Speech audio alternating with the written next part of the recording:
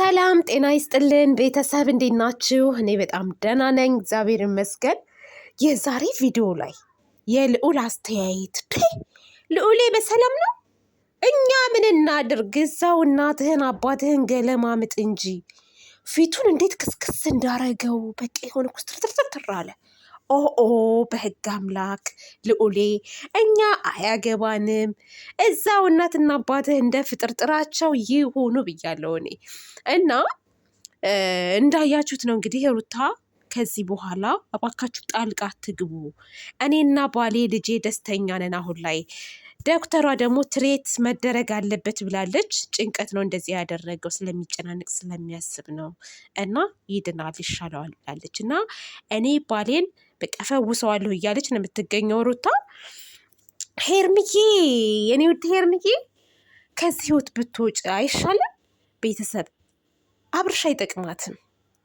አብርሽ ለሄርሜላ አይሆናትም።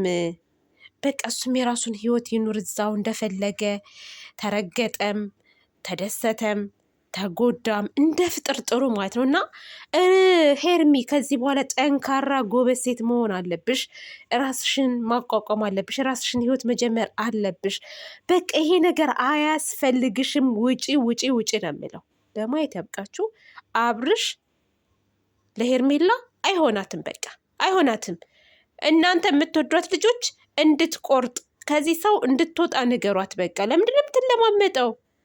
ለምን ትለማመጠዋለች እንዴ? አንደኛ ከፍ ዝቅ እያረጋት ነው። ሁለተኛ አይታችሁት እንደሆነ ዛሬ ቪዲዮ ላይም ሚስቱንና ልጁን ሲያገኝ እንዴት ስፍስፍ እንዳለ።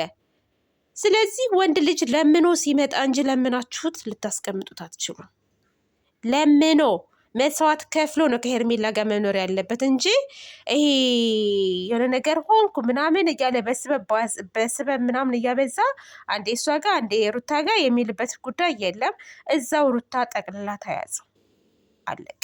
ተያዘው፣ እንደፈለገች ታድርገው፣ ከፈለገ ተቀጥቅጠው ትውገረው፣ እንደፈለገች። ስለዚህ ሄርሚ ንቂ ነው የምልሽ፣ ንቂ።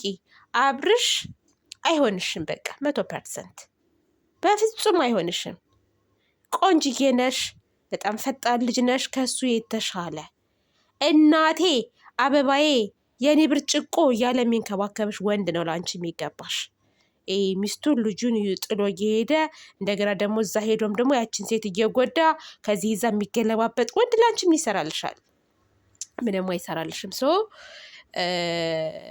እንደኔ ብትተዩ እንደፈለገ ቢሆን መቶ ራሱ አልቅሶ ቢለምንሽ ራሱ አያስፈልግም። በቃ አያስፈልግም። አይሆንሽም። ምንም ነገር አትለማመጩ።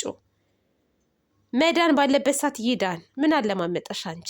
ሲቀጥል ምንም የሆነው ነገር የለም። እኔ ዝም ብዬ ሳየው በቃ ምንም አልሆነም። ምንም እና እኔ ከነ ቡዜም ዴቭ ከሚያደርጉት ነገር ብዙ ነገር የታዘብኩት ነገር አለ። ዝም ብላችሁ ሰውን ትታዘባላችሁ። ቤተሰብ ዝም ብሎ ስላለ ብቻ እውነት ተናገረ ብላችሁ አታስቡ። እሺ፣ ቆም ብላችሁ ምን እየተደረገ ነው፣ ምን እየተሰራ ነው የሚለውን ነገር ቲንክ አድርጉ። ሄርሜ ተይው፣ በቃ አብርሽን ተይው፣ አይሆንሽም። እዛው ከልጁ እናት ጋር እንደፈለገ እንደ ፍጥርጥሩ ይሆን። ሩታ ደግሞ የለበሹ ልብስ አያምርም፣ አላማረብኝም ወይ ምናምን ላልሹ ልብሱ አያምርም፣ በጣም ያስጠላል፣ ይደብራል። የሚያምርብሽ አንቺ ሙሉ ቀሚስ ስትለብሹ ወይም ሱሪ ስትለብሽ ነው። አስተያየት መስጠት ደግሞ ግዴታ ነው። የማያምርባትን ያምርባታል ማለት አይቻልም። አያምርም የለበሹ ልብስ፣ በጣም የሚደብረው ሲያስጠላ ብታይ ሰውነትሽን ራሱ እንዴት እንዳደረገው። አንዳንድ ጊዜ የሚያምርብን ልብስ ብንለብስ መልካም ነው።